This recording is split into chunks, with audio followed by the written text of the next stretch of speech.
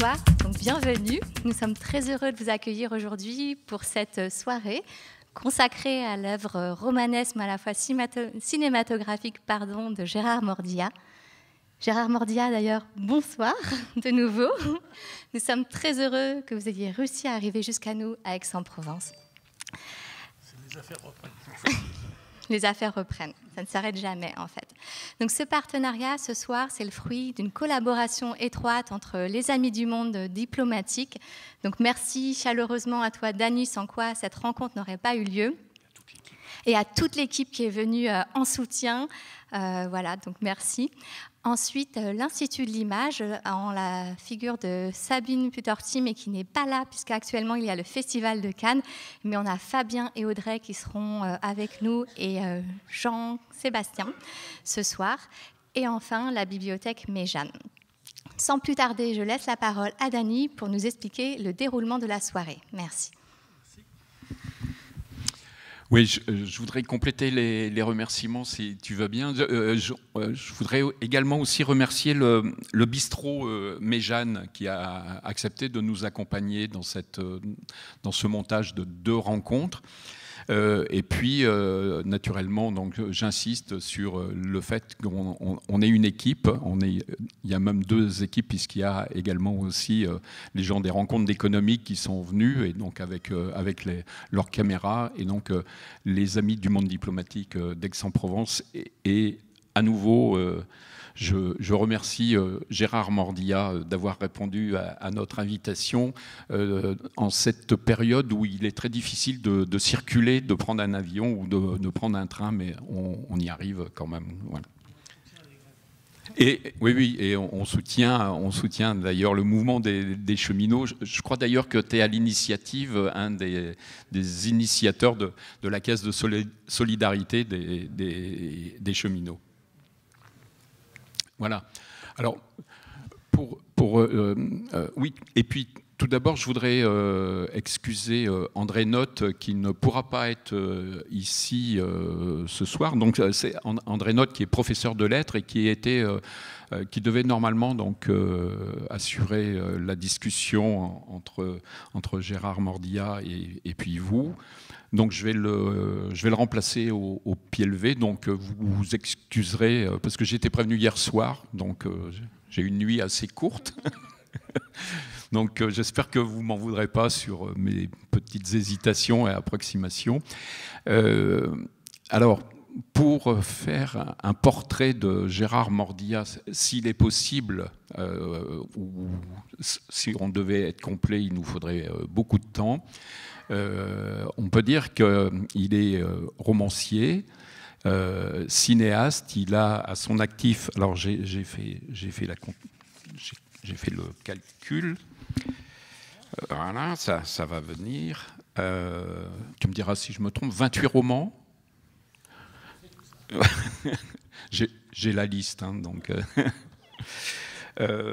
Plus beaucoup d'écrits en collaboratif que j'ai pas mis. Également aussi préfacé un certain nombre d'ouvrages. Et en tant que réalisateur de films, je pense qu'il y a une vingtaine de films que tu as réalisés. Donc voilà. Donc, vous voyez l'ampleur de l'œuvre de Gérard Mordia, qui en plus s'intéresse à de nombreux sujets, et particulièrement le roman social fait partie de tes œuvres, et les religions également aussi, avec Jérôme Prieur. La littérature religieuse, de toutes les religions. Voilà. Donc, est-ce que tu souhaites rajouter quelque chose? J'ai certainement oublié plein de choses. Et, ah oui, et puis c'est un artiste de variété. Et également aussi un homme de radio, parce que entre des papous dans la tête sur France Culture, elle se poursuit cette... Ouais. Et également, on peut l'entendre très souvent sur Là-bas si j'y suis, donc qui a migré de France Inter sur le web, mais l'émission continue et Gérard intervient très, très souvent. Alors, si vous le permettez, on va se tutoyer, Gérard et puis moi, parce qu'on se connaît tellement depuis longtemps que ça fera un peu bizarre de se vouvoyer. Bon, il paraît que tutoyer, ça exclut, ça vous exclut. Donc, vous ne nous en voudrez pas. Non, on peut d'ailleurs tous se tutoyer.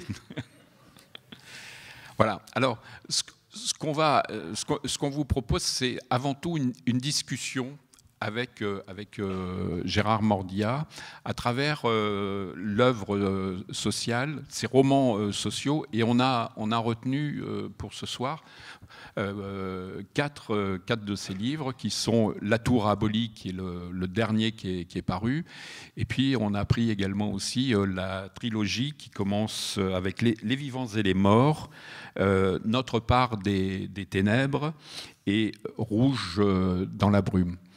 Alors, je vous ferai un petit résumé de chacun de ces livres. Pour lancer la discussion, je poserai une question.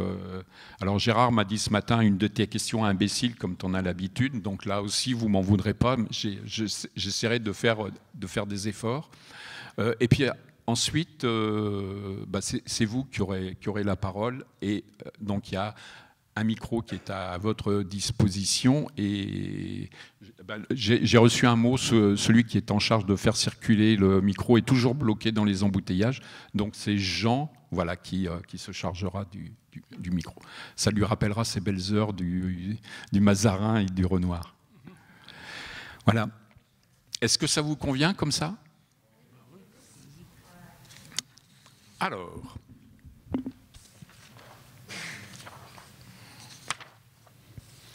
Donc on va commencer par La Tour abolie, qui est sortie l'année dernière. Je peux dire quelque chose? Ah bah oui. Bonsoir, ça me fait plaisir de vous voir ici et d'être avec vous. On pourra tous se tutoyer, comme ça évitera les problèmes. Non, Denis, en me présentant, a parlé de romans sociaux, ce qui me fait toujours un peu sauter au plafond, parce que j'ai toujours le sentiment que lorsqu'on désigne un roman comme un roman social, on l'exclut de fait du domaine romanesque. Parce qu'un roman social, ce n'est plus un roman, c'est un roman social.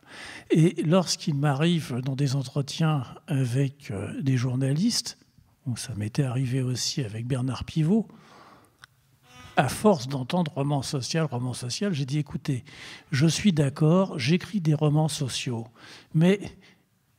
pour me faire plaisir, chaque fois que vous recevrez Jean d'Ormesson, dites-lui bien qu'il écrit des romans bourgeois et que Michel Houellebecq écrit des romans petits bourgeois.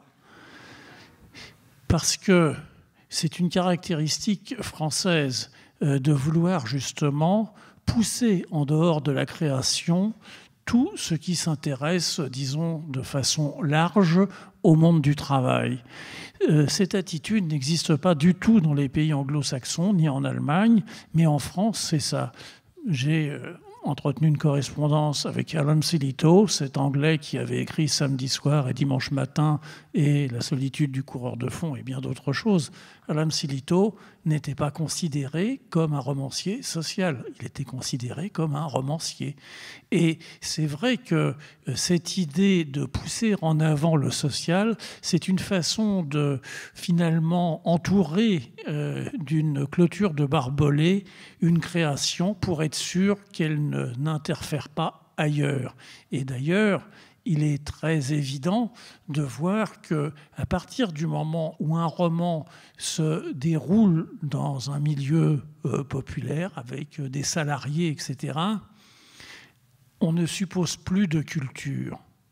on suppose que, bien entendu, il s'agit là de la relation d'enquête, d'entretien, de recherche, etc. Mais on ne pense pas qu'un tel livre, un tel roman puisse être écrit simplement comme sont écrits tous les romans à travers la vie, la culture, le savoir, l'émotion du romancier. Donc je voulais juste faire ce point-là aussi, parce que il y a cette idée du roman dit social, et puis il y a un autre point qui me paraît toujours important. Très souvent, on me présente aussi comme un romancier ou comme un cinéaste engagé. Alors là aussi, ça me fait tiquer parce que l'engagement tel qu'il est pensé par ceux qui utilisent ça est aussi une façon de disqualifier l'œuvre. À partir du moment où un roman est un roman engagé, ou un film est un film engagé, il n'est plus ni un roman ni un film. Il appartient à cette catégorie exotique des films et des romans engagés. Mais engagés pourquoi? Mais engagés pour qui? Dans l'armée, c'est engagez-vous et vous verrez du pays.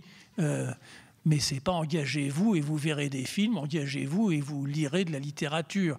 Donc je crois qu'il faut être très sensible et faire très attention à ces désignations qui témoignent au fond d'un combat qui se mène, qui est le combat à travers les mots et à travers les images, et combat qui est mené de façon extrêmement puissante et très radicale par toutes les forces réactionnaires, bourgeoises, et peut-être même néo-fascistes qui s'expriment aujourd'hui en France et malheureusement au-delà en Europe. Je rends la parole à Dany. Merci beaucoup Gérard. Et d'ailleurs, je voudrais revenir sur cinéma engagé, puisque tu fais aussi le distinguo sur un qualificatif qu'on te donne très souvent, c'est militant, artiste militant. Donc là aussi, tu fais un distinguo. Oui. Tu veux? Il est évident que je suis engagé, mais engagé tout simplement parce qu'en tant que cinéaste et en tant que romancier, je m'intéresse à des choses qui, a priori, ne devraient pas m'intéresser. Je m'intéresse à l'économie, je m'intéresse à l'histoire, je m'intéresse à la politique.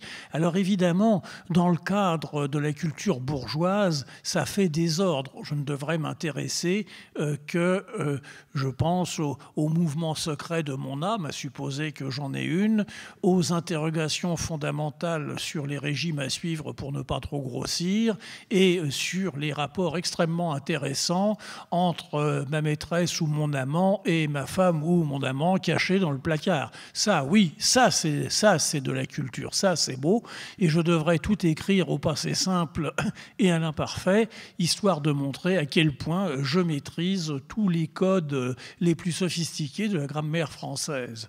Donc, bien sûr, tout ça est pour récuser ce qui s'écrit. Parce que le roman, je vais parler particulièrement du roman, le roman est un outil, peut-être même une arme extraordinaire aujourd'hui. Pourquoi? Bien parce que si on se tourne du côté du cinéma ou de la télévision, on voit bien qu'il y a toujours le mur de l'argent qu'on peut vous opposer.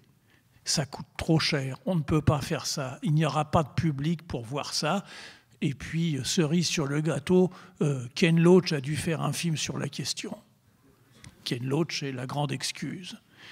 Du côté des médias, vous savez comme moi, je sais même dans tous les journaux maintenant, que tout ce que sont les médias dominants, télévision, presse écrite, radio, etc., appartiennent aujourd'hui à 95 voire 98% à 8 ou 9 milliardaires. Donc on peut se dire que, évidemment, l'information, si elle n'est pas au sens strict censurée, est en tout cas très largement contrôlée, et pire que ça, contrôlée par eux-mêmes qui sont censés écrire dans ces journaux. Donc on voit bien que de ce côté-là, comme du côté du cinéma ou de la télévision, l'exercice de la liberté est quand même extrêmement limité. Du côté du roman, c'est tout le contraire. On peut écrire ce que l'on veut et sur la durée que l'on souhaite. On veut faire un roman de 200 pages, on fait 200 pages, 300 pages, 700 pages, 800 pages, on peut faire ce que l'on veut. Et puis surtout, le roman est cet outil ou cette arme extraordinaire qui permet de charrier, mais au fond presque de manière torrentielle, des histoires, bien entendu, de l'histoire avec un grand H, et puis je continue du pouvoir, du savoir, du devoir, tout ce que l'on veut. C'est-à-dire que le roman est une forme extraordinaire qui invente un lecteur intelligent. Parce que, d'une part, il est dans ce flux torrentiel de ce qui s'écrit, et il suffit de penser à Victor Hugo pour comprendre quel est le grand sommet dans la littérature française. Mais au-delà de ça, les grandes questions que nous pourrions discuter savamment à travers des essais, le problème de la précarisation, le problème des fonds de pension, le problème du chômage endémique, le problème de la crise financière, etc. Dans un roman, ça s'incarne. Ça prend corps. Ce sont des individus comme vous et moi qui soudain portent ça. Il ne s'agit pas de faire des œuvres didactiques ou des œuvres de propagande. Il s'agit au contraire de faire sentir ce tremblement très spécial de la vie qui fait que l'on s'y reconnaît. Et s'y reconnaissant face à un autre, mais qui est net soi-même, puisque bien entendu chacun se lit soi-même dans les livres, soudain, cela permet de faire ce fameux pas de côté qui nous permet à nous, lecteurs, de mieux comprendre le monde, de mieux le voir, d'avoir plus de sagacité, de finesse dans nos analyses. Et le roman permet ça. Le roman permet cette approche du monde, de saisir la réalité de façon plus forte, à mon avis, plus profonde que tout autre moyen.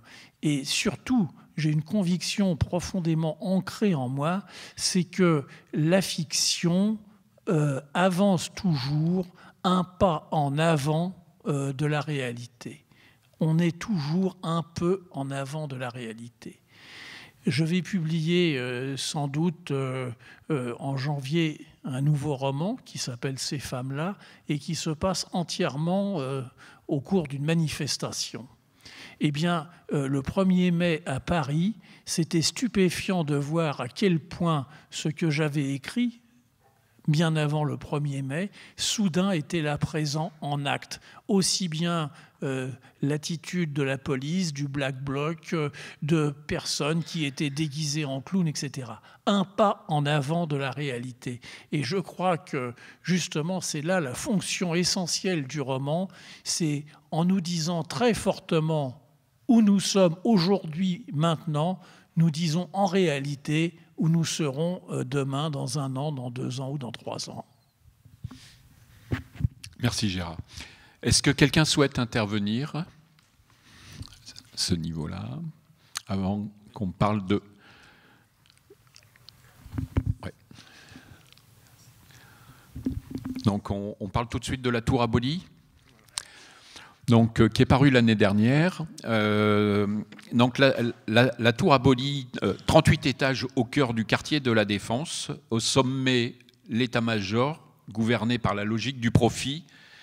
Dans les sous-sols, il y en a 7 d'ailleurs, il y a 7 sous-sols et les parkings, une population de misérables rendus fous par l'exclusion, 2 mondes qui s'ignorent, jusqu'au jour où les damnés décident de transgresser l'ordre social en gravissant les marches du paradis.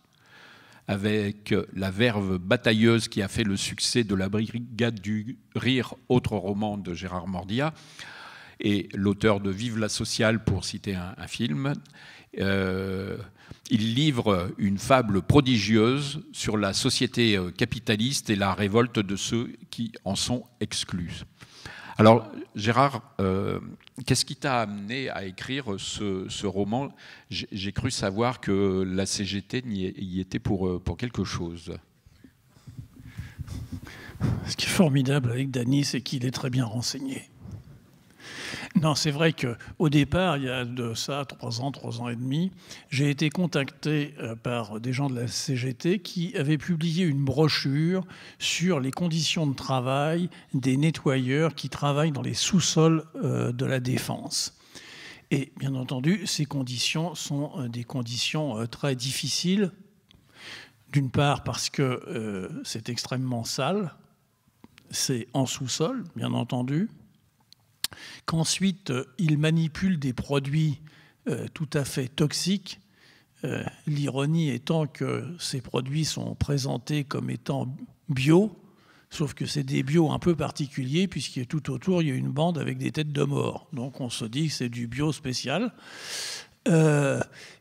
Ces gens n'ont aucune protection d'aucune sorte, c'est-à-dire ils n'ont pas de chaussures de sécurité, ils n'ont pas de masque, ils n'ont pas de gants, ils n'ont pas de tenue de travail, ils doivent fournir tout ça eux-mêmes. Et bien entendu, la majorité d'entre eux, sinon l'unanimité, sont des travailleurs sans papier, donc sans aucune garantie ni protection d'aucune sorte. Donc j'avais été contacté pour ça, et en discutant avec eux, moi je ne fais pas ce type de travail documentaire, je n'étais pas spécialement intéressé pour aller voir ça, mais en discutant avec eux, j'ai compris qu'à ces conditions déjà difficiles s'ajoutait une couche supplémentaire, c'est que dans ces sous-sols vit toute une population auxquels ces nettoyeurs sont confrontés. Et donc, tout de suite, j'ai eu l'idée de deux questions qui me sont venues à l'esprit. Comment communiquent-ils entre eux? Comment se parlent-ils? Puisque dans la description qu'ils me faisaient, au moins 7, il y avait des clochards sédentarisés qui quasiment ne sortaient jamais de là. Moins 6, moins 5, c'était des junkies qui profitaient des vides architecturaux pour fumer du crack ou des choses plus terribles encore, voire se piquer. Moins 5, moins 4, c'était les travailleurs africains et des pays de l'Est que des camions venaient chercher entre 4 et 5 heures du matin pour emmener sur les chantiers. Puis au moins 2, mais ça je ne l'ai jamais vu, sous une tour, pas celle qui était concernée, il y avait un couple qui vivait dans une voiture, en réalité un frère et une sœur, la sœur travaillant d'ailleurs dans la tour qui était au-dessus. Bref, des travailleurs pauvres. Donc, déjà, il y avait là l'idée de cette coupe de la société, parce qu'on imagine les 7 sous-sols, et puis après, il y a les 38 étages au-dessus. Comment se parle-t-il? Parce que là aussi, si je pense aux 38 étages, eh bien, il est évident que les gens de l'accueil ne parlent pas comme la DRH, ne parlent pas comme le service commercial, ne parlent pas comme la direction financière, et ne parlent pas comme le président de la société d'assurance qui a l'ensemble de la tour. Donc, il y avait cette question du langage, ce qui était un point important. Puis, le deuxième point, mais je pense que vous y avez pensé tout de suite, c'est de quoi vivent-ils? Comment se nourrissent-ils? Alors, dans ces tours, en réalité, j'ai considéré un endroit, parce que j'y suis allé un matin à 4 heures avec les nettoyeurs pour voir ça quand même une fois dans ma vie. Pendant un temps, dans ces 4 tours, il y avait un hôtel Ibis, et dans une autre, au rez-de-chaussée, il y avait une boulangerie Paul avec une sorte derrière de petit supermarché. Pendant tout un temps, les gens qui étaient dans les sous-sols ont vécu des déchets et de l'hôtel et de la boulangerie. La police est intervenue pour faire d'abord mettre de l'eau de Javel dans les poubelles, puis ensuite de les faire fermer au cadenas, sous prétexte que s'il n'y avait plus rien à manger, eh bien, les gens partiraient, il n'en viendrait pas d'autres.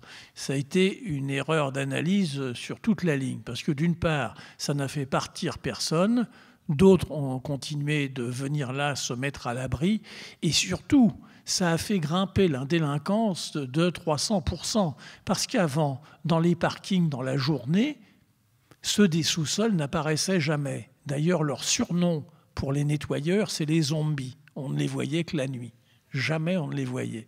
À partir du moment où il n'y a plus à manger, eh bien, il est clair qu'ils se sont mis à guetter ceux ou celles qui avaient fait des courses au supermarché ou qui revenaient avec telle ou telle provision, et pour les braquer, simplement pour avoir à se nourrir.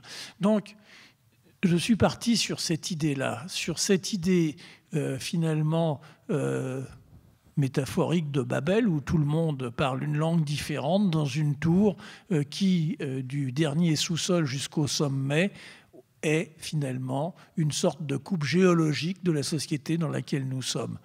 Alors, pour que l'action existe, eh bien, j'ai supposé une chose toute simple. J'ai supposé qu'il y avait un self-service installés dans la tour pour le personnel de l'assurance, et que la direction financière avait décidé de supprimer ce self-service pour mettre à la place une salle de sport qui était plus rentable. Sauf que les choses ne sont pas passées comme ils imaginaient, puisqu'à partir du moment où le self-service va être fermé, les gens se mettent en grève, occupent le lieu, et d'un seul coup, on voit là à la fois le personnel des étages descendre au self-service et se solidariser avec ceux qui occupent le self, et puis ceux des sous-sols remonter, puisqu'on apprend que quelque chose où il y a de la nourriture est en crise et qu'il faut en être. Donc voilà l'argument, si je puis dire, de ça. Et ensuite, eh bien, j'ai travaillé pour que cette histoire fonctionne à travers le langage. Pas par un typage des personnages, mais simplement parce que sont à l'œuvre dans ce roman des formes littéraires très différentes. Un des personnages, par exemple, tient un blog, c'est une forme littéraire. Une autre donne des cours de français à un des employés du self et lui fait notamment apprendre des poèmes. Les poèmes sont une forme de langage. Un des personnages principaux, qui est d'une solitude absolue, fonctionne en réalité sur le mode du monologue intérieur, etc., etc. Ou je pense aussi à une petite junkie dont le vocabulaire est au fond le vocabulaire à la fois des junkies, du slam, du rap, qui vit et qui parle au rythme que sa vie imprime tout simplement. Donc voilà le cadre général de cette tour abolie. Merci. Qui souhaite intervenir ? On va vous laisser le temps, c'est toujours un peu difficile d'être le premier à prendre, ou la première à prendre le micro.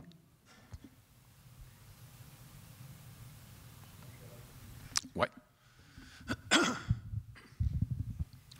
Alors, il est clair que j'ai décrit les sous-sols, mais je décris aussi, bien sûr, les étages supérieurs, parce que le langage managérial contemporain en réalité est tout aussi exotique dans le cadre du français que le langage des junkies, par exemple. Ça utilise un vocabulaire, une syntaxe très singulière. Et donc, je me suis appuyé sur ça.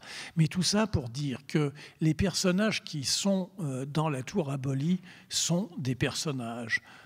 Le roman ne juge pas les personnages. Ils ne sont pas ramenés, ni les uns ni les autres, à la fonction que l'histoire leur attribue. Le PDG de l'histoire est un individu comme vous et moi, si je puis dire, avec bien sûr une pensée, une réflexion, des sentiments, des envies, des doutes, des emportements, etc. Il n'est pas désigné comme étant peut-être, je ne sais pas, le grand méchant qui voudrait tout. Non, non, il est pris dans les contradictions qui sont les contradictions de la société dans laquelle nous vivons. Tout simplement parce que, à la tête de ces grandes entreprises, les rivalités de pouvoir sont tout à fait quotidiennes et puissantes, puisque le problème, la question, l'envie, c'est de devenir bien sûr le numéro 1. Le numéro 2, le numéro 3, le numéro 4 n'ont qu'une envie, griller la politesse aux autres et passer devant. Et ça amène à des choses extrêmement violentes. Alors cette violence-là, c'est la violence des étages supérieurs. La violence qui existe aussi dans les étages inférieurs, c'est la violence, je dirais, de la survie, parce qu'on se bat tout simplement pour avoir un jour de plus. Et je crois que cette dimension-là nous renvoie aussi puissamment à la violence de la société telle qu'elle est aujourd'hui, avec cette chose qui ne fait que s'accroître, les plus riches devenant toujours plus riches et les plus pauvres toujours plus pauvres. Ce qui est curieux, c'est que dans le roman, on ne voit apparaître ce qu'on appelle d'ordinaire la classe moyenne, les fameuses classes moyennes introuvables. On ne les voit apparaître qu'au moment où le self-service est occupé. Cela, jusqu'à maintenant, n'existait pas ou n'avait pas droit au chapitre à l'intérieur même du roman.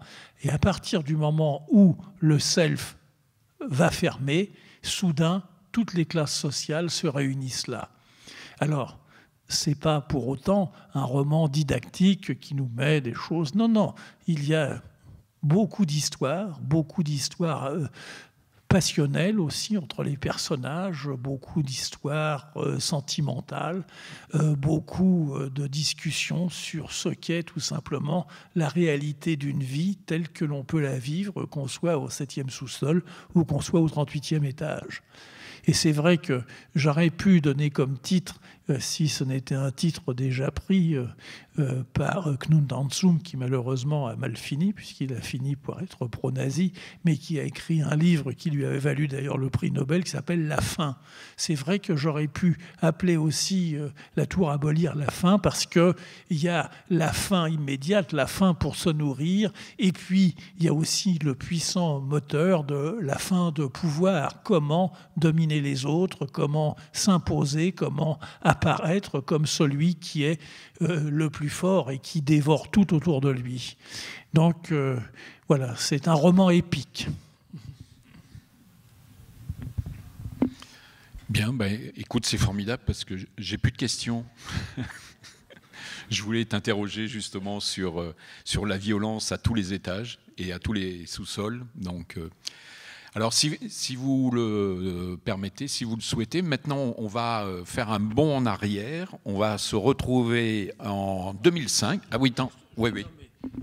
Non, je ne ferai... Enfin, bien sûr, il y a toute une action dramatique dans ce roman, ce qui n'exclut pas une forme d'humour, si je puis dire, même si cet humour est aussi assez singulier.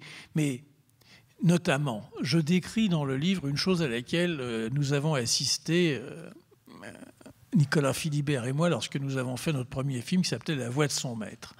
Nous avons assisté chez Jeumont Schneider à une séance de jeu de rôle organisée pour les cadres supérieurs de l'entreprise.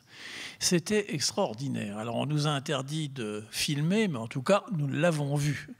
Et j'ai repris ça à l'intérieur de La Tour abolie parce que là aussi, ça nous dit quelque chose. Le premier jeu de rôle qui était décrit était un entraînement à la négociation. Cet entraînement à la négociation se passait comme ça. Nous étions deux cadres supérieurs. Danny faisait le syndicaliste et moi, je faisais le patron, si vous voulez. Derrière Danny, il y a un écran. Et sur cet écran, l'animateur va me donner des consignes à moi, patron, pour mener la négociation. L'argument était qu'il fallait supprimer le 13e mois, je crois, ou la 5e semaine de congés payés. Donc le syndicaliste défendait cette idée et le patron devait réagir. Mais il devait surtout réagir face aux injonctions que lui envoyait l'animateur et qui étaient toutes rédigées sous un mode extrêmement vulgaire et grossier. Mais il ne devait jamais réagir, montrer la moindre surprise ou la moindre émotion. Ce qu'on écrivait derrière lui, c'était « tu vas pas te laisser faire par cette salope rouge, rentre-lui dans la gueule, défonce-lui le cul ». C'était écrit comme ça. Je comprends pourquoi ils n'ont pas voulu qu'on tourne. Et donc ça, on a vu ça. Et puis, l'heure du déjeuner approchant, l'animateur a réuni tous ceux qui étaient présents. Nous étions dans une pièce magnifique, dans le 17e arrondissement, à peu près grande comme celle-là, avec des moulures et des boiseries et des grandes glaces. Et au milieu de cette pièce, il y avait une table. Et l'animateur a dit, eh bien, nous allons faire l'igloo. Nous avons attendu, et à son signal, tous les cadres ont couru se mettre sous la table. Et avec Nicolas, nous nous sommes regardés. Nous étions là dans le 17e arrondissement, dans une immense pièce vide dans laquelle il y avait une table, et sous la table, 12 types en costume cravate qui se serraient les uns contre les autres dans un igloo. Il y a ça aussi dans La Tour abolie. Pas exactement comme je vous le raconte, mais il y a ça et il y a d'autres jeux de rôle parce que c'est une des grandes activités aussi des entreprises pour sans cesse mobiliser, unir, stimuler les troupes. Voilà. Servitude volontaire. Voilà, c'est la servitude volontaire, exactement. J'ai cru voir une main se lever là-bas. Où ? Voilà. Excusez-moi. Oui, vous commenciez à nous dire, raconter que vous êtes allé à 4 heures du matin. Et qu'avez-vous vu à 4 heures du matin, Monsieur Morbihan ? J'ai fait la tournée avec les nettoyeurs. C'est là que j'ai vu quelles étaient leurs conditions. Parce que ce qui est très difficile pour eux, c'est que c'est quand même d'une saleté épouvantable en dessous. Notamment au 7e sous-sol où sont des clochards sédentarisés. Il y en a un ou deux qui s'appellent les pourvoyeurs qui sortent chercher de quoi manger ou boire. Et ils ont, pardonnez-moi, ça va être assez délicat, un moyen de défense particulièrement ragoûtant, surtout vers 4 heures du matin. Qu'est-ce qu'ils font pour pas qu'on approche ? Eh bien, ils chient partout et ils pissent partout. Donc, comme l'aurait dit mon père, on en prend plus avec son nez qu'avec une pelle. C'est vraiment d'une saleté, c'est répugnant. Donc, ils font ça. Alors, il y a régulièrement une descente de la police et des vigiles avec des chiens et tout ça. Bon, ils passent tout ça au jet. Et le lendemain, tout le monde est revenu. Et ça recommence. Et ce que j'ai vu aussi pour les junkies, c'est des gens effondrés dans des gravats, des vides architecturaux, quoi. Il y a des vides, vous savez, il y a des endroits où pour construire, on ne peut pas mettre 2 pièces partout, donc il y a des vides qui demeurent. Évidemment, c'est des endroits idéaux pour arriver à ce type de pratique. Et quant aux travailleurs africains et aux gens des pays de l'Est, alors eux, je n'ai pas compris exactement pourquoi, parce que j'ai discuté avec un type qui venait d'un pays de l'Est, lequel j'en sais rien, mais eux sont installés quasiment exclusivement dans les escaliers du -4 et -3. Ils préfèrent vivre là dans les escaliers. Ils sont dans les escaliers avec... c'est même assez incroyable parce qu'ils ont des réchauds, ils ont des choses... Enfin, je ne sais même pas s'ils n'ont pas des téléportables, des choses comme ça. Donc voilà ce que j'ai vu. Mais d'une certaine manière, je n'avais même pas besoin de le voir parce que ce que j'avais supposé sur la structure de cette société à travers cette visite du dernier sous-sol jusqu'au sommet, au fond, sans le savoir, je le connaissais. Et encore une fois, pour moi, la question, c'était la question de la langue. Comment ça se dit? Comment ça se parle? Qu'est-ce qu'on entend? Qu'est-ce que sont les sentiments? Alors, c'est très important pour moi de faire que les personnages de mes romans soient des personnages avec justement une intelligence, une culture, des sentiments, des doutes, des emportements, une sexualité, du désespoir, du courage, etc. C'est-à-dire qu'ils ne soient jamais réduits à ce qu'ils sont. Et là, que ce soit le pire des pires du 7e sous-sol qui est réduit à pas grand-chose, parce que là, ces gens-là ont quasiment perdu la parole. À part des injures et encore peu articulées, des espèces de cris, etc., on se demande, ils ne se parlent pas, ils s'aboient dessus et ils vous aboient dessus quand vous vous approchez. Les junkies, c'est la même chose, c'est-à-dire vous ne parlez pas avec eux, vous pouvez en entendre un délirer comme ça a été le cas pour moi, mais vous pouvez parler avec les dealers, c'est tout, quoi, voilà, qui surveillent la chose. Donc c'est vrai que moi, jamais mes romans ne procède d'un sujet. Si on m'avait dit tu vas écrire un livre sur une tour du 7e, ouais, jamais j'aurais écrit ça, ça ne me vient pas à l'idée. Là, ce qui m'est venu à l'idée, comme toujours, c'est une image finalement. Et cette image est celle qui m'a guidé pour tout le livre.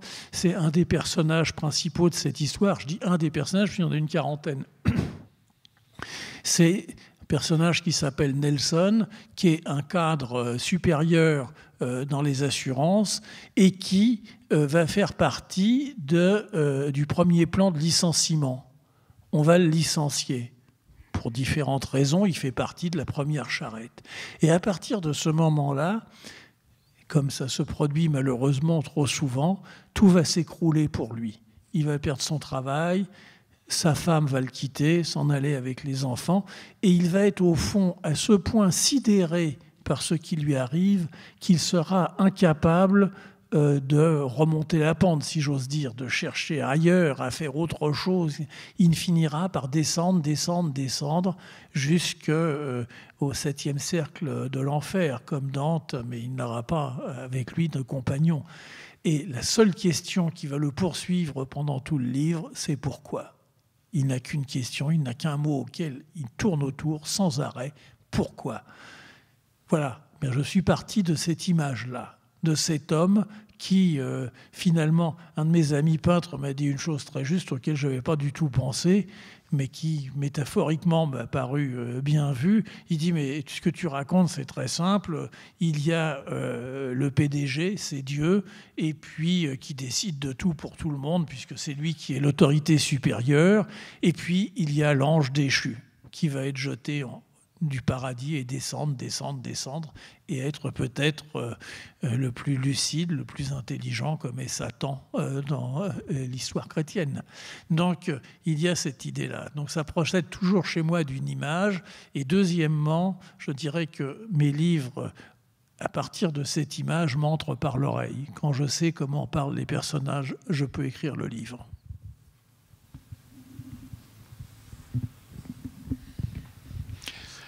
J'ai vu... Ah ben voilà.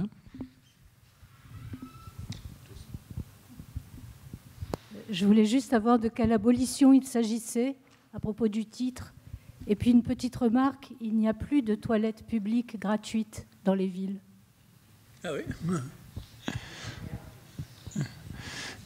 Mais la tour abolie fait évidemment référence au poème de Nerval. Hein ? Celui où il est le veuf, l'inconsolé, le prince d'Aquitaine à la tour abolie, et qui n'existe que au soleil noir de sa mélancolie.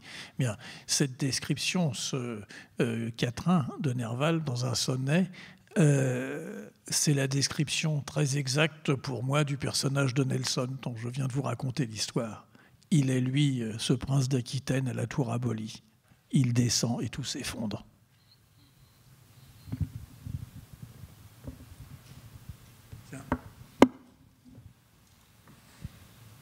Oui, je voudrais faire état d'un projet qui avait été énoncé ici quand vous étiez venu il y a peut-être 2 ans ou 3 ans, je ne me souviens plus, et qui était dans la lignée, vous aviez dit, de ce que vous avez fait pour le christianisme ou dans Corpus Christi, mais qui s'attaquait au capital de Marx. Je voudrais savoir où en est ce projet.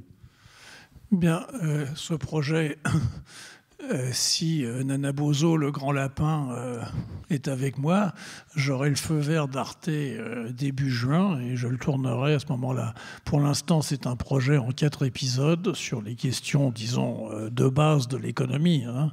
Il y aurait un épisode sur le travail, un sur le salaire, un sur le marché et un 4e sur le profit ou le capitalisme. Alors bien sûr, en disant cela, ça induit que ces 4 épisodes en porteront plus en eux, puisque il sera impossible de ne pas aborder la question de l'opinion de tous les chercheurs que nous avons pu rencontrer, aussi bien aux États-Unis, en Allemagne, en Angleterre, partout, est la question fondamentale aujourd'hui pour les économistes, qui est la question de la croissance.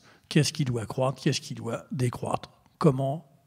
Où peut-on sortir ou non du capitalisme, etc. Donc ça sera forcément à l'intérieur de ça.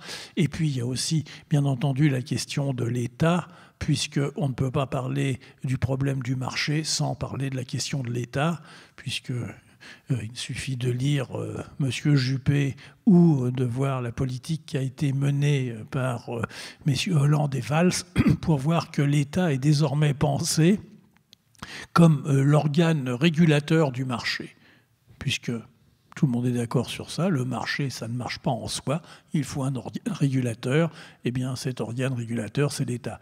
Donc voilà, ce projet, je touche du bois en le disant, On se prépare en ce moment à le tourner comme si nous devions tourner sans problème en juillet, mais je serai définitivement fixé que début juin.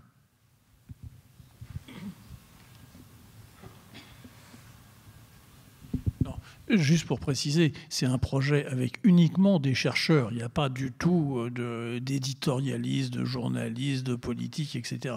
C'est réellement un projet comme j'ai fait précédemment, avec bien sûr des économistes, mais aussi un ou deux philosophes, un anthropologue et deux sociologues. Parce que ça aussi, ça a été une découverte du travail que nous avons fait. Aujourd'hui, les économistes, beaucoup d'économistes, enfin je ne vais pas généraliser, sont devenus tellement spécialistes d'une partie assez étroite de la question qu'ils ont beaucoup de mal à réfléchir sur l'ensemble de la problématique. Or, nous voulons réfléchir sur la problématique. J'avais abordé ça aux rencontres d'économiques de l'année dernière. Quand on parle du travail, de quoi parle-t-on? Alors ça paraît peut-être naïf ou très... bête de poser ce type de questions, mais quand on ouvre cette porte, on s'aperçoit en réalité qu'on peut défiler l'histoire économique que nous vivons et remonter 2 siècles en arrière. Merci. Est-ce qu'il y a une autre intervention? Alors, on passe aux vivants et les morts. Donc je vais faire le pitch. Alors, le roman est sorti en 2005. Lui, c'est Rudy. Il n'a pas 30 ans. Elle, c'est Dallas, bien malin qui pourra dire pourquoi tout le monde l'appelle comme ça. Rudy et Dallas travaillent à la COS, une usine de fibres plastiques. Le jour où l'usine ferme, c'est leur vie qui vole en éclats, alors que tout s'embrase autour d'eux. À travers l'épopée d'une 50aine de personnages, les vivants et les morts, et le roman d'amour d'un jeune couple emporté dans le torrent de l'histoire contemporaine. Entre passion et insurrection, les tourments, la révolte, les secrets de Rudy et Dallas sont aussi ceux d'une ville où la lutte pour la survie dresse les uns contre les autres, ravage les familles, brise les règles intimes, sociales et politiques. Dans ce monde où la raison financière l'emporte sur le souci des hommes, qui doit mourir, qui doit vivre. Alors ma question, c'est avec les vivants et les morts, tu as fait surgir avec force et talent le monde du travail, qui était le grand absent de la littérature et du cinéma. Est-ce que... Oui, c'est évident que ça revient un peu à ce que je disais précédemment. C'est vrai que le monde du travail n'existe pas beaucoup dans l'univers romanesque et cinématographique français. Ça commence un peu à changer et en toute modestie, je pense y être peut-être pour quelque chose. Mais c'est vrai, vous m'avez sans doute entendu déjà raconter la blague. Si aujourd'hui j'arrivais de la Lune et que je voulais savoir ce que faisaient les Français et que j'étudiais 1 an de production cinématographique, télévisuelle et 1 an de production romanesque, j'arriverais à cette conclusion absolument formidable que la majorité des Français sont des flics, ou des publicitaires ou des architectes, et généralement des oisifs, et que pour les femmes, c'est à peu près la même chose, avec un passage dans la magistrature, dans la publicité, mais pas du même côté de l'appareil photo ou de la caméra, et puis elles sont mères au foyer ou call girls, ce qui est d'ailleurs vécu comme une situation équivalente. Donc on voit bien qu'il y a cette absence du travail, et cette absence du travail, elle existe aussi bien entendu dans les médias, de façon très étonnante, très curieuse, quoi. Le travail ne se montre pas, jamais on le montre, ou alors de façon folklorique pour faire une chose amusante. Et je ne sais pas, Monsieur Pernaut, par exemple, adore montrer le dernier sabotier de je ne sais quel endroit. Bref, ça n'existe pas. Et surtout, plus grave à mes yeux, c'est que tout ce qui est du côté du salariat, du du travail au sens large, là aussi est exclu de la culture, comme si seuls avaient le droit d'intervenir et de s'exprimer ceux qui donnaient les garanties universitaires et bourgeoises de la culture. Mais c'est vraiment une des choses qui m'a toujours, et d'ailleurs c'était une des choses qui m'avait poussé à écrire les vivants et les morts. Quand il y a de grands plans de licenciement, bon, je passe sur le fait qu'on met toujours en avant des chiffres, tant de gens, 1500 ici, 400 là, 300 là, parce que ça donne l'illusion de la neutralité scientifique. C'est une illusion, bien entendu. Et puis, ce qu'on met en avant, éventuellement, parce que même ça n'est pas toujours le cas, c'est la perte du salaire par les personnes qui sont privées d'emploi. Et ça m'a toujours fait tiquer. Parce qu'on sait bien que dans les grands conflits sociaux, c'est toujours 2-3 ans après la fin du conflit que l'on voit apparaître les drames les plus épouvantables. Les suicides, les divorces, les très grandes dépressions, etc. Et ça me faisait réfléchir à cette chose que j'ai essayé d'exprimer dans Les vivants et les morts, c'est que, bien entendu, quand on perd son emploi, on perd son salaire. Évidemment, c'est important et peut-être même très important. Mais il y a d'autres choses que l'on perd qui sont tout aussi déterminantes.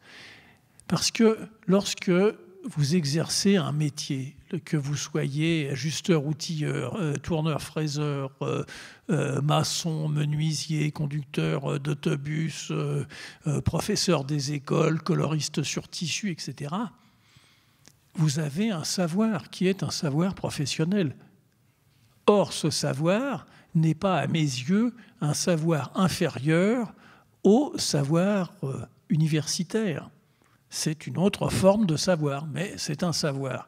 Or, lorsqu'on perd son emploi, ce savoir est effacé. C'est comme si on pouvait se séparer de cela sans aucun problème, que ça ne comptait pas. Or, je crois que ça compte énormément. Et puis, j'ajouterais à cela, dans une entreprise, on a toujours des relations sociales, d'abord avec ses collègues, mais aussi avec la hiérarchie, etc. Perdre son emploi, c'est perdre aussi ses relations sociales. C'est soudain être rendu à une condition de solitude. Alors on perd ça. Et puis, lorsqu'on travaille aussi dans une entreprise, on a une histoire qui est sa propre histoire, son histoire dans l'entreprise et peut-être même son histoire à l'intérieur de l'histoire de l'entreprise. Bref, entre la perte du salaire, la perte du savoir, la perte des relations sociales et la perte de l'histoire, on comprend que des individus, face au message que leur adresse la société, qui est d'une violence inouïe, ce que vous avez fait jusqu'à maintenant, ça ne compte pour rien, ce que vous allez devenir, ce n'est pas notre problème, et ce que vous ferez, ça vous regarde. Eh bien, on comprend là que les individus puissent en venir aux dernières extrémités. Pourquoi ? Parce que justement, jamais n'est mis en avant le caractère finalement de ces personnes, ni même leur identité. Or, moi je fais très attention dans mes livres à donner à mes personnages réellement une identité, non seulement un nom, un âge, mais aussi des sentiments, des pensées, des enthousiasmes, des doutes, etc. Justement de les rendre vivants. Alors que la société, sans doute pour cacher finalement la honte qu'elle a, la honte secrète qu'elle a à faire ce qu'elle fait, voudrait les effacer de l'histoire. Et je crois que ça, c'est une des choses qui me touche profondément. J'espère que vous verrez ce soir Mélancolie ouvrière, qui est l'histoire d'une des premières syndicalistes françaises qui, en 1905 et 1906, a mené des grandes grèves dans les soieries Visy-les-Voirons à côté de Grenoble. Je dis ça parce que dans ces soieries, il y avait aussi des travailleuses italiennes qu'on était allé chercher dans le Piémont et qu'on faisait travailler là dans des conditions proches de l'esclavage. Une des grandes chances que j'ai eues en tournant ce film, c'est que une des personnes qui a tourné dedans, j'ai tourné dans un petit village qui s'appelle Saint-Julien-Molin-Molette, qui est à la frontière de la Loire et de l'Ardèche, était la descendante d'une de ces femmes italiennes qui avaient travaillé là. Et par chance, elle avait conservé un cahier dans lequel il y avait le nom de toutes ces femmes. Et pour moi, ça a été vraiment extraordinaire de pouvoir leur rendre une identité, de ne pas mettre sur leur visage des noms simplement que j'aurais pu inventer. Personne ne le sait, personne ne peut le savoir, mais finalement, je me dis que quelque chose doit passer là aussi comme ça. Et donc, ces femmes italiennes qui sont là aussi nommées et qui ne sont plus considérées comme les Italiennes, mais individuellement comme des personnes, eh bien, elles ressemblent profondément aux personnages que j'ai pu écrire dans Les Vivants et les Morts et dans mes autres livres. C'est très important de rendre aux individus ce que, finalement, la société actuelle leur dénie. Et autre élément qui m'avait suscité sur Les Vivants et les Morts, je vous dirai après quelle était l'image fondamentale. Mais une chose qui m'avait suscité, c'est que je voyais se multiplier dans des conflits sociaux des employés, des ouvriers qui s'en prenaient à l'outil de travail. Vous vous souvenez peut-être de ces latex qui avaient menacé de jeter dans la rivière de l'acide chlorhydrique, etc. Moulinex, où ils avaient tout cassé, etc., etc. Or, j'ai grandi, j'ai été élevé et j'ai vécu dans l'idée que s'il y a une chose auquel on ne s'attaque jamais, c'est l'outil de travail. J'ai été ouvrier imprimeur. Je me souviens que nous avons fait au moins 1 ou 2 fois la grève. Je peux vous assurer que pendant les jours de grève, jamais l'atelier n'avait été aussi bien tenu ni astiqué jusqu'au dernier massicot. Donc, tout était là. Et là, soudain, je voyais ça. Alors, c'était symptomatique pour moi du désespoir de ces personnes, parce que quand on en vient là, c'est vraiment qu'il n'y a plus aucun espoir d'aucune sorte. Donc, sur les 2 piliers, rendre aux individus, aux femmes et aux hommes, la place qu'ils méritent, et puis d'autre part, montrer ce désespoir qui pousse à s'attaquer à l'outil de travail, ça, c'est les 2 piliers sur lesquels j'ai construit Les Vivants et les Morts. Mais l'image fondamentale, c'est une scène du début du livre, lorsque Rudy, c'est un dimanche, il va faire du café à sa femme, il ouvre le placard de la cuisine et, sans faire exprès, il lui met la porte dans la tête. Bing! Eh bien, cette petite coupure au-dessus de l'arcade sourcilière de Dallas m'a fait écrire 700 pages. Pourquoi ? Parce que, soudain, ça portait en soi les blessures de Dallas, les blessures visibles, cette petite coupure, et les blessures secrètes de ce qu'elle avait vécu jusqu'alors. Et puis, c'était en même temps le moment où elle prenait conscience. Vous savez, quand on se dit « Ah, ça y est, j'ai compris ». Et voilà comment on écrit 700 pages sur les vivants et les morts. Mais je vais continuer, si tu le permets, parce que c'est toi le patron, hein. De ce livre est né un autre livre. Parce que, en écrivant Les Vivants et les Morts, je n'avais pas terminé. J'ai eu le sentiment que je retardais. Je vous ai dit tout à l'heure que je pense profondément que la fiction marche toujours un pas en avant sur l'histoire ou sur l'actualité. Et là, j'ai eu ce sentiment de façon très forte. Je me suis dit, mais qu'on s'en prenne à l'outil de travail, etc., bien sûr, c'est terrible, mais ce n'est pas encore le pas définitif. Et le pas définitif, ce sera de s'en prendre aux personnes. Et donc, j'ai écrit derrière ça, j'ai commencé à écrire en même temps Notre part des ténèbres, qui raconte comment les employés d'une entreprise vendue à l'Inde par l'intermédiaire d'un fonds de pension, finalement, vont accaparer le bateau sur lequel les actionnaires de ce fonds de pension fêtent les dividendes extraordinaires qu'ils ont reçus cette année-là. Donc, ils accaparent le bateau et leur idée est d'emmener donc tous ces actionnaires le plus loin possible vers le nord pour leur faire connaître une tempête polaire, puisque vous savez que c'est la métaphore chérie des chefs d'entreprise. Nous sommes tous dans le même bateau, la tempête est là, mais il y a quelqu'un à la barre, etc. Donc voilà. Et en écrivant Notre part des ténèbres, là aussi, j'ai eu ce même sentiment de n'être pas tout à fait en accord avec ce que j'analysais du monde. Pourquoi ? Parce que, eh bien, dans Notre part des ténèbres, j'étais finalement dans une construction on ne peut plus classique. Unité d'action, la nuit du 31 décembre au 1er janvier, unité de lieu, ce bateau qui remontait vers le nord, et unité d'action, comment ces personnels accaparent le bateau et ce qu'ils vont vivre. Mais c'était un point, comme si c'était une chose singulière. Or, il est évident qu'aujourd'hui, on veut nous faire croire que les conflits sociaux qui ont lieu sont des conflits singuliers. On nous dit les cheminots, ça n'a rien à voir avec les employés d'Air France, ça n'a rien à voir avec ceux des EHPAD ou le personnel hospitalier, ça n'a rien à voir avec les caissières de Carrefour. Chaque chose doit être découpée en tranches.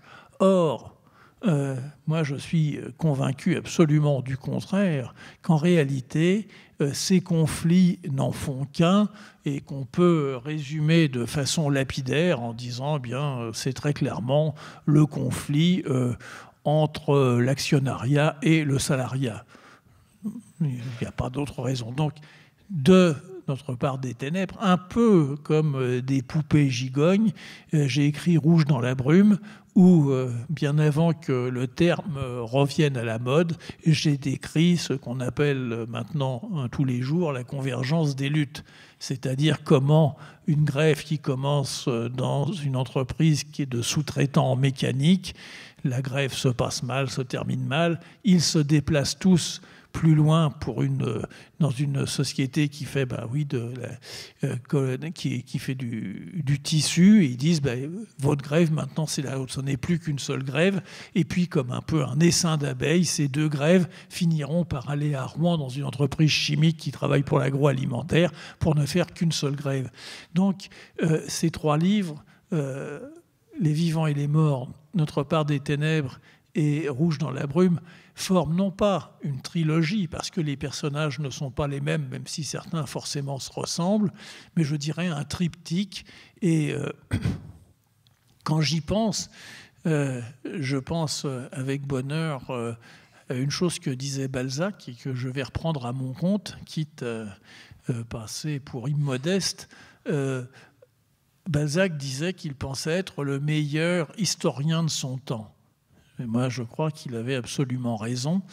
Et sans prétendre être le meilleur historien de mon temps, je pense que si l'on veut savoir dans 50 ans ce qu'était la France entre, disons, 2005 et 2025, on aura bien plus intérêt à lire les romans que j'aurais écrits que les 150 essais sur la même question. Parce que à travers le roman, comme à travers les romans de Balzac, eh bien, il y a justement le sang, les nerfs, les muscles, tout ce qui rend la vie finalement passionnante. Et on ne peut pas ramener ça à des études cliniques, statistiques ou mathématiques. Donc encore une fois, j'insiste sur la puissance, la force, à mes yeux, du roman comme grand moyen, extraordinaire moyen et peut-être dernier moyen où il y a une réelle liberté d'expression.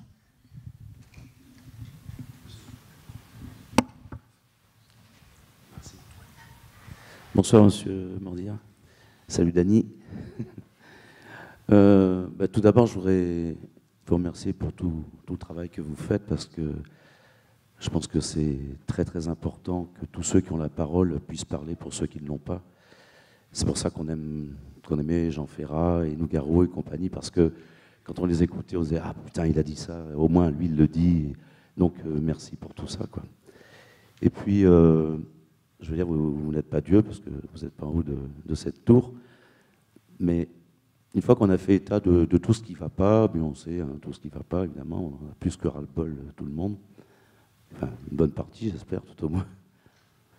Et est-ce que vous pensez, vous, sincèrement, qu'il y a moyen de sortir de cette merde? Est-ce qu'il y a moyen d'avancer? Est-ce qu'il y a moyen de foutre beaucoup de choses en l'air? En un mot, est-ce que vous pensez une révolution possible, qui pour moi ne peut être qu'internationale?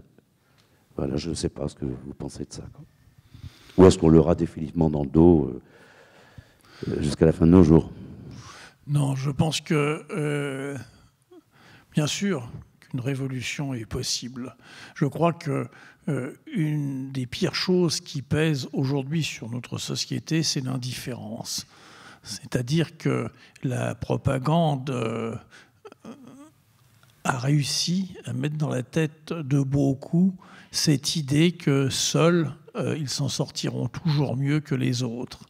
Et puis, il y a cette chose terrible aussi, qui est, bien entendu, de dresser les uns contre les autres. Vous savez, ça, c'est une des choses qui m'a beaucoup frappé pendant tout un temps. Et là encore, pour la grève des cheminots ou la grève d'Air France, une partie de la droite, enfin, la droite en général, a stigmatisé les cheminots comme des privilégiés, les gens d'Air France comme des privilégiés, etc. Mais ça, c'est un discours rétrograde, parce que de plus malins de droite ont tenu un autre discours autrement plus fort et plus meurtrier. Le discours autre est de dire aux cheminots, aux gens de la RATP, aux profs, aux fonctionnaires, aux gens d'Air France, vous êtes des privilégiés, c'est certain. Nous aussi, nous sommes des privilégiés. Donc, en tant que privilégiés, nous ne menaçons en rien vos privilèges. Ceux qui menacent vos privilèges, ce sont les travailleurs sans papier, les immigrés, les jeunes, les femmes, c'est-à-dire regardez en bas ceux qui vous menacent, ne regardez pas ceux qui sont en haut et qui sont au fond de même nature. Et ça, c'est un discours meurtrier et qui est un discours qui fonctionne non seulement en France, mais qui fonctionne aussi beaucoup en Europe. On voit que va se mettre en place en Italie un gouvernement néofasciste, parce qu'on peut utiliser tous les mots qu'on veut dire. Voilà, c'est un gouvernement. Parce que quand je lis, c'est anti-système. Ben si c'est anti-système, ils n'ont pas à faire de gouvernement, ils n'ont qu'à faire autre chose. Non, c'est un gouvernement néo-fasciste. Voilà. Eh bien, beaucoup des arguments que je viens de développer étaient développés aussi bien par l'extrême droite classique que par le mouvement 5 étoiles. Et ce que je viens de développer aussi a été beaucoup utilisé en France par beaucoup d'hommes politiques. Donc, moi, je crois qu'il faut lutter contre l'indifférence et que... ce que l'on peut espérer, c'est que la conscience de ce qui se passe réellement finisse par susciter, au-delà de l'indignation, une véritable révolte populaire. Dès que l'intelligence populaire se met en œuvre, d'ailleurs on voit que tous les gouvernements, quels qu'ils soient, font tout pour l'empêcher. Souvenez-vous de l'IP, souvenez-vous du Larzac, souvenez-vous du référendum de 2005. Il faut lutter contre ça. Moi, je crois profondément à l'intelligence populaire, je crois au collectif et je crois au bien commun. Or, on voit bien qu'aujourd'hui, le projet de M. Macron, qu'on nous présente comme complexe, sans doute pour nous faire rire, parce que c'est d'une simplicité qui touche au simplisme. Le projet, il est très simple et bête, hein. Un train pour les riches, des autocars pour les pauvres, un hôpital pour les riches, un mouroir pour les pauvres, une école pour les riches et l'apprentissage pour les pauvres. Je pourrais continuer comme ça, définir toutes ces choses-là. Eh bien, contre ça, la seule chance que nous ayons, c'est de, à la fois, saisir l'idée que, bien entendu, individuellement, nous n'y pouvons rien, que nous n'y pouvons que collectivement. Et si, malheureusement, ça ne se décrète pas, on ne sait pas comment ça viendra, d'où ça viendra, si ça peut venir, etc. Ça ne se décrète pas. Toutes les grandes révoltes et même les révolutions ont toujours commencé à partir d'un incident, on dirait presque d'un fait divers, que personne, bien entendu, n'avait imaginé comme étant le déclencheur de l'histoire. Je crois qu'on est dans cette situation-là. Et je crois justement que dans cette situation, la position des romanciers, des cinéastes, des dramaturges, des poètes, des peintres, des musiciens, des chanteurs, des artistes au sens large, me paraît fondamentale. Parce que leur pouvoir est limité à ce qu'ils font. Mais simplement, il y a quelque chose qu'on ne peut pas nous enlever, c'est de nommer les choses par leur nom. Nommer les choses par leur nom. C'est très important. Je discutais tout à l'heure à propos de ce qui se passe à Gaza. Amnesty a eu le mot juste en parlant d'abjection. Eh bien voilà, c'est ça, nommer les choses par leur nom. Et c'est ainsi, à mon sens, que l'on pourra à la fois permettre aux uns et aux autres de comprendre avec suffisamment de lucidité la situation dans laquelle nous sommes, et partant de là, de comprendre que seule une action commune nous permettra de nous arracher au sort qui nous est promis. Parce que si ce n'est pas ça, eh bien, des années noires et plus noires encore nous attendent. Mais vous savez, il y a une phrase d'Antonin Artaud que j'adore et que j'ai souvent répétée parce que j'aurais aimé pouvoir la dire. Antonin Artaud, parlant avec un jeune poète qui s'appelait Jacques Provel, lui a dit « Vous n'êtes pas assez révolté, monsieur Provel ». Eh bien, je suis là aussi profondément convaincu que nous ne sommes pas assez révoltés et que nous ne le serons jamais assez.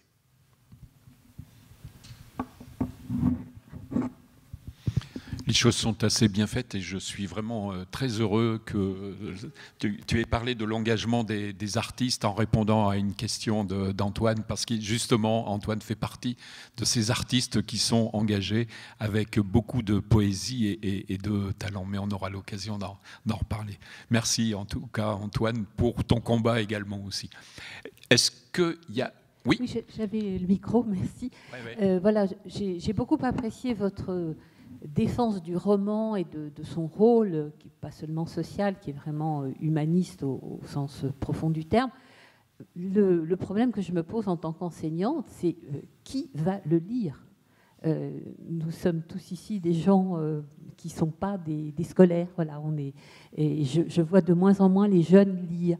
Donc, ce qui m'angoisse beaucoup, justement, pour l'impact potentiel de la littérature, c'est la façon dont les jeunes sont complètement déshabitués de la lecture. Voilà, donc c'est évidemment ce qui me fait de la peine, parce que, justement, j'ai un peu les mêmes espoirs que vous, et je me dis que ce mélange de fiction et de réalité, c'est vraiment ce qui peut être le déclencheur des choses, parce que ça touche à l'affectif, ça touche à toutes les dimensions. Mais si on ne l'a pas et que les jeunes ne voient que des blockbusters, ne voient que des mangas, etc., on ne peut plus avoir ça. Oui, mais... Moi, il y a une chose qui me console d'une certaine manière, c'est comme j'écris de gros romans, a priori, je me dis toujours, si ça ne se vend pas, si ça ne se lit pas, ça pourra toujours servir à monter des barricades. Donc, non, je suis d'accord avec vous, il y a un vrai problème de lecture. Tous les bibliothécaires vous diront que les enfants sont très intéressés par les livres jusqu'à 10-12 ans, et puis ensuite qu'il y a un saut très important entre 12 et 25 ans. Mais en même temps, là aussi, je crois que ça fait partie de l'engagement des enseignants de leur faire lire des choses qui, a priori, ils ne veulent pas lire. Moi, je me souviens, j'ai participé, une fois, j'ai une amie qui est prof de français et qui, en troisième, a fait lire Les vivants et les morts à ses élèves. Vous imaginez les cris quand elle a sorti le livre qui fait 700 pages et elle dit « il faut le lire ». Voilà. évidemment, ils étaient tous épouvantés, etc. 4 mois plus tard, ils l'avaient quand même lu et ça leur avait beaucoup plu. Donc, c'est des petites choses, mais c'est des petites choses comme ça. Et puis, je crois qu'il faut intervenir. Enfin, je crois que dans la situation qui est la nôtre, il ne faut rien s'interdire. Quand j'ai tourné l'adaptation de la pièce de Frédéric Lordon, Le Grand Retournement, on s'est dit, il y a le texte de Frédéric, il y a eu des représentations théâtrales, on va le faire par la voie cinématographique. Et on l'a fait comme ça. Là, je travaille en ce moment avec Jérôme Prieur et un dessinateur qui s'appelle Éric Liberge. On a fait tout un travail à propos du Suaire de Turin. Alors, non pas parce que le Suaire serait une relique, pas du tout, mais parce que le Suaire qui est peint au XIVe siècle en France est photographié en Italie au XIXe, et on peut penser qu'au XXIe siècle, on fasse un film à propos de ça. Donc, de pouvoir faire une chose sur la peinture, la photographie et le cinéma, en passant par la bande dessinée. Pourquoi par la bande dessinée ? Peut-être aussi par rapport à ce que vous dites. Parce que moi, je suis convaincu qu'aujourd'hui, quand on regarde la production de bande dessinée à un certain niveau, il y a une qualité de travail historique qui est absolument formidable. Et notre grande fierté sur le Suaire, c'est que c'est une aventure, c'est tout ce que l'on veut. Mais sur le plan de ce que l'on montre, sur le plan des dessins d'Éric Liberge et sur l'action elle-même, c'est un vrai travail historico-critique et sur lequel on pourrait faire un cours d'histoire tout aussi puissant qu'à partir d'un manuel. Donc moi, je crois que je ne désespère pas justement, disons, des adolescents qui lisent peu ou mal ou qui ne veulent plus lire. Je pense que simplement, il faut leur donner l'envie, l'occasion, voire le défi d'arriver à lire quelque chose.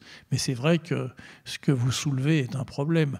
Mais c'est un problème très profond parce que si vous prenez une grande école comme Sciences Po, par exemple, eh bien d'ailleurs ça a été supprimé, mais Sciences Po, à l'époque où je publiais l'attraction universelle, avait créé une chaire de littérature générale parce que le directeur de Sciences Po s'était rendu compte d'une chose, que ces jeunes filles et ces jeunes gens bardés de diplômes n'avaient en réalité jamais lu un livre en entier.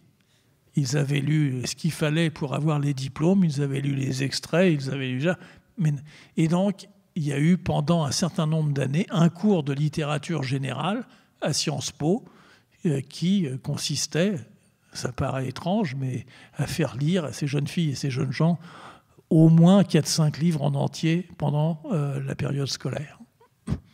Donc c'est vrai que la question de la lecture est une grande question, mais moi je me bats pour ça, parce que s'il y a une chose que je ne fais jamais, ce sont les salons du livre. Ça n'a pour moi aucun intérêt d'être assis et de signer mon nom comme si je l'avais oublié, mais je fais toujours les rencontres en librairie, en bibliothèque et en médiathèque, de rencontrer les gens, parce que, bon, eh bien, c'est 1 + 1 + 1 peut-être, mais il ne faut pas se décourager, on n'est pas assez riche pour être désespéré.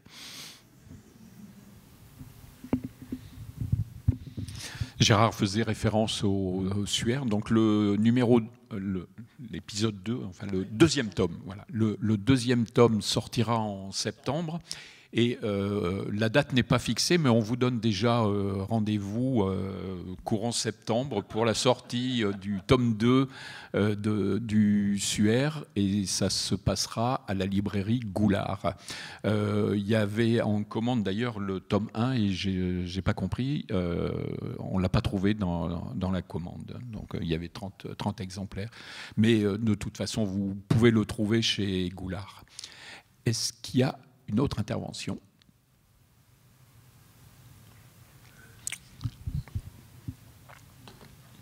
Tout a été dit sur les vivants et les morts. J'entends. Ouais. Ouais. Les vivants et les morts aussi. J'ai eu la chance de pouvoir tourner une adaptation pour la télévision de cela. Là encore, parce que j'avais le choix entre le cinéma et la télévision. Au cinéma, c'était un montage un peu particulier, un film produit par Vera Belmont, avec Nanni Moretti qui voulait un des rôles, et puis comme distributeur, le Pacte. Enfin bref, c'était une chose cohérente. Mais la télévision me permettait de faire 8 épisodes, alors que le cinéma m'aurait amené à réduire tout ça à, grosso modo, l'histoire de Dallas et de Rudy. Et donc j'ai préféré la télévision parce que je pense que là aussi, c'était le meilleur vecteur pour toucher le public que je voulais atteindre. Et moi, j'ai commencé dans le cinéma avec le metteur en scène italien Roberto Rossellini. Et Rossellini, à ce moment-là, ne faisait plus de choses que pour la télévision. Et d'ailleurs, il n'avait aucun mépris pour la télévision. Il n'y avait pas pour lui un genre noble qui aurait été le cinéma et un genre vulgaire qui aurait été la télévision. L'important était de faire des films et que ces films arrivent à un public. Et donc c'est vrai que ça a été une chance pour moi de pouvoir le faire. Et ça a été d'autant plus une chance que lorsque j'ai adapté un de mes livres, j'ai toujours fait finalement comme un peintre qui vient en repentir sur une de ses œuvres. C'est-à-dire que vous ne trouverez pas, en tout cas je vais parler pour moi, je ne vais pas généraliser, mais personne n'est plus critique sur ce que j'écris que ce que je fais moi-même, mais personne n'est non plus plus laudateur que je puis l'être. Vous savez, quand on écrit et que soudain on trouve exactement, à ses yeux bien sûr, la phrase telle que l'on voulait qu'elle soit écrite et balancée, on a l'impression que c'est vraiment Austerlitz, quoi. C'est le pont d'Arcole, c'est un triomphe extraordinaire. Et puis le soir, on raconte ça à sa femme ou sa compagne, on dit, tu sais, j'ai écrit ça, et elle dit, ah oui, bon. Et sur le travail critique, il m'est arrivé de refaire certains de mes livres, Vive la sociale par exemple, tout simplement parce que je trouvais que ce n'était pas ça.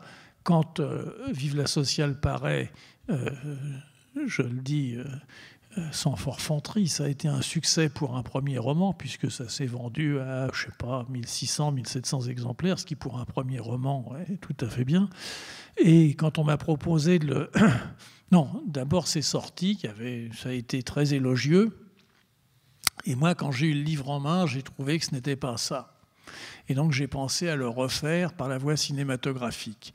Je l'ai refait par la voie cinématographique. Et là, à nouveau, j'ai eu le prix Jean Vigo, des critiques très élogieuses et tout. Et moi, en voyant le film, je me disais, c'est pas ça.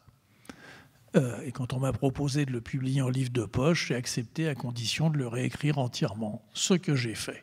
Et 10 ans après, je l'ai à nouveau réécrit. Donc, c'est-à-dire que les romans, en tout cas les romans, parce que la chose est possible avec un roman, c'est plus difficile avec le cinéma, mais ce ne sont pas des œuvres mortes. C'est-à-dire, lorsqu'on écrit un livre, ça marque un moment de conscience de l'auteur avec la publication, puisqu'à ce moment-là, on se dit c'est exactement ce qu'il faut, etc. Puis le temps passant, on revient dessus. Et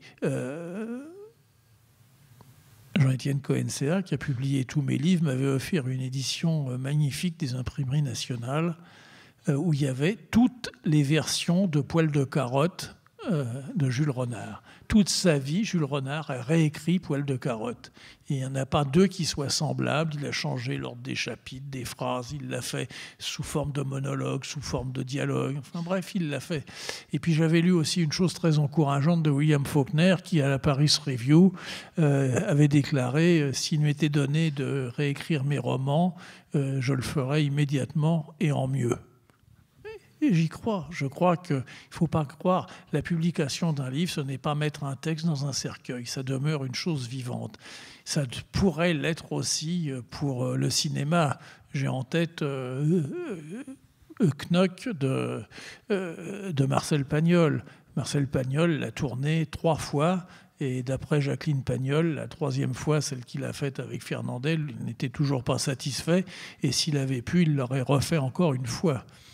Donc, on voit qu'il y a ce mouvement-là. Et je crois qu'il faut être sensible à ça pour aimer les livres. Parce que ça me fait toujours rire quand je vois certains critiques s'esbaubir et trouver que tel livre est, je ne sais pas, chef-d'œuvre des chefs-d'œuvre, le stade indépassable du roman. Je crois que pour un romancier, ça ne veut rien dire. Pour un écrivain, ça ne veut rien dire. Sauf pour quelques crétins qui pensent que ça suffit.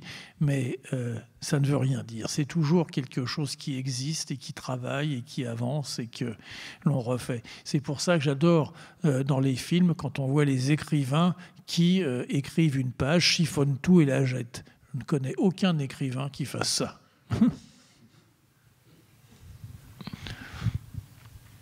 Oui, madame, là. Hop, voilà. Levez bien la main pour que le micro... Oui, c'est bon. Merci. À propos des vivants et des morts, je l'ai d'abord vu à la télévision, les 8 épisodes. J'ai adoré. Alors après est paru le bouquin en livre de poche. Je l'ai acheté, je l'ai offert, j'ai trouvé formidable. Et après, j'ai repris ici le film. Impossible. Après le livre, je l'ai trouvé lourd, le film. Après le livre. C'est étrange. C'est des choses différentes, vous savez, ça n'est pas... le problème, enfin, c'est pas un problème, la caractéristique d'un film, c'est que soudain, les personnages sont désignés. Dans un livre, il n'existe que dans l'imagination du lecteur, et surtout dans mes livres où il n'y a jamais de description des personnages. Dallas, quand vous la lisez, c'est vous, c'est personne d'autre. Au cinéma, à partir du moment où une actrice l'incarne, ce n'est plus vous. Et donc, ça vous tient forcément à distance. Mais je comprends tout à fait votre réaction. Je veux dire, parce que c'est ça. Je veux dire, la force du roman, la force du livre, eh bien, c'est de susciter en nous des êtres qui ne sont que nous-mêmes sous une autre forme. Et c'est ça qui est magnifique. Je vais me permettre de poser une question. Effectivement, oui, le livre est supérieur au film parce que l'écran est plus grand, on pourrait dire, en paraphrasant. Tout à l'heure, la question était de dire est-ce qu'une révolution est possible, mais en fait, tu décris toi, les petites étincelles de révolution dans Notre part des ténèbres et dans La Brigade du Rire aussi, qui pourrait être le 4e épisode du quadriptyque, du triptyque énoncé tout à l'heure, où effectivement, dans La Brigade du Rire, une bande de potes se retrouve et disent qu'est-ce qu'on fait ? On va kidnapper un éditorialiste crasseux qui dit que les ouvriers ils sont trop payés, etc. quoi. Et d'ailleurs, il a resévi là, cette semaine, Barbier, il a encore dit qu'il faudrait enlever les RTT ou je sais pas quoi. Donc finalement, tu souhaites cette étincelle à travers tes livres. C'est-à-dire, absolument, oui. Je suis prêt, d'ailleurs, je fais du sport et je suis tout à fait... Voilà, donc, ma question était, est-ce que tu le souhaites implicitement? Mais apparemment, c'est explicitement. Donc, non, je le souhaite explicitement. Je veux dire, je crois que, oui, comme dit Dany, nous sommes beaucoup à le souhaiter. Je veux dire, il faut simplement se tenir prêt. Moi, dans les rencontres que je fais, je sens partout une colère incroyable entre les gens. Et donc, je me dis, un jour, cette colère, à partir de je ne sais quoi, eh bien, hop, ça prendra et là, ça sera une force absolument impossible à arrêter. Parce que on veut nous faire croire que, j'ai écrit avec un ami sur ça, qu'il n'y a pas d'alternative, qu'on ne peut pas faire autre chose, qu'on ne peut pas penser le monde autrement. C'est très caractéristique du discours politique contemporain.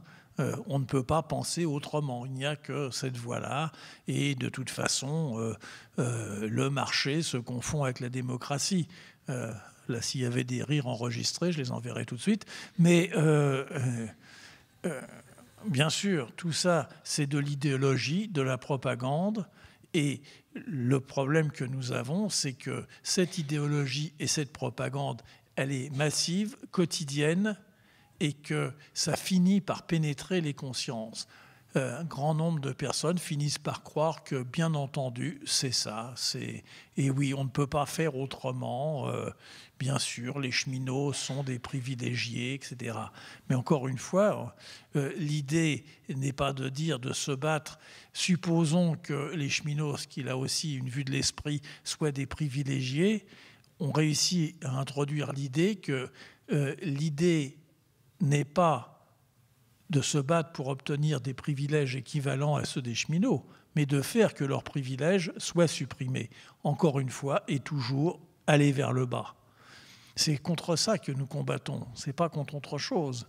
Et puis c'est surtout, et j'insiste là-dessus, sur la lutte pour que l'intelligence populaire s'exprime, pour qu'elle se dise, pour qu'elle se fasse. Et je suis toujours étonné de voir que ça ne viendrait évidemment à aucun média d'interroger quelqu'un qui n'est pas estampillé par l'université sur quelques questions qui touchent à la littérature, au cinéma, à la musique, ou etc. Comme si vous ici, qui, comme moi, êtes des salariés, vous n'aviez aucune culture, aucun savoir, aucune réflexion sur les choses. J'ai raconté, je pense à Dany, que mon frère était le chef d'un atelier de recherche mécanique, truc de très haut niveau, voilà. Et donc, il me racontait en rigolant que les ingénieurs venaient lui montrer les plans de ce qu'ils avaient à construire et que très souvent, la nomenclature des plans était en anglais et que les types annonnaient pour dire « ah, et mon frère disait « non, non, vous inquiétez pas, il y a des dessins, etc. » Et il les poussait dehors. Il les poussait dehors sans leur dire qu'il lit Joyce ou Faulkner dans le texte, qu'il est un parfait angliciste, notre mère était américaine, etc. Mais comme il était un ouvrier, on ne supposait pas cette culture chez lui. On ne la supposait pas. On pensait que ça n'existait pas. Or, ça serait formidable et vraiment d'une grande force d'interroger des lecteurs, des spectateurs, etc., sur des questions artistiques, parce qu'ils diraient des choses dans des voix qui sont des voix autres que celles du commentaire banal sur les œuvres. Bien entendu, on peut avoir une réflexion très personnelle sur ce que l'on voit. J'ai dit que je faisais du sport. Ben, je fais du vélo, mais du vélo de compétition. Parmi ceux qui roulaient avec moi, il y en avait un qui s'appelle Christian, qui était à la maintenance, je dis qui était, puisque maintenant il est à la retraite, à la maintenance de la RATP. Christian était un connaisseur de la guerre de 14-18 qui rendrait des points à beaucoup d'historiens. Il connaissait ça de façon très profonde, connaissance livresque, mais aussi une connaissance de terrain. Il était allé sur les différents endroits, avait examiné les choses, etc. Voilà les personnes que nous devrions entendre et qu'on n'entend jamais. C'est ça, c'est contre ça que nous devons nous battre. Alors Dany me dit que c'est l'heure. Juste un mot pour... J'espère que vous allez voir Mélancolie ouvrière, qui est un film que j'ai beaucoup aimé à faire. Je vois d'ailleurs qu'un des acteurs est là, au fond, malgré ma myopie. Parce que l'histoire de Lucie Beau, qui se passe en 1905 et 1906, nous parle, et ça fait froid dans le dos, de ce que nous vivons aujourd'hui et contre lequel eh bien, nous ne devons pas renoncer à combattre, et surtout pas renoncer à combattre. Encore une fois, nous ne sommes pas assez révoltés, et Lucie Beau a payé de sa vie d'être cette femme révoltée qui s'est dressée contre le patronat des filatures. Donc voilà, rendez-vous tout à l'heure pour le film, et puis nous en parlerons ensemble. Merci beaucoup.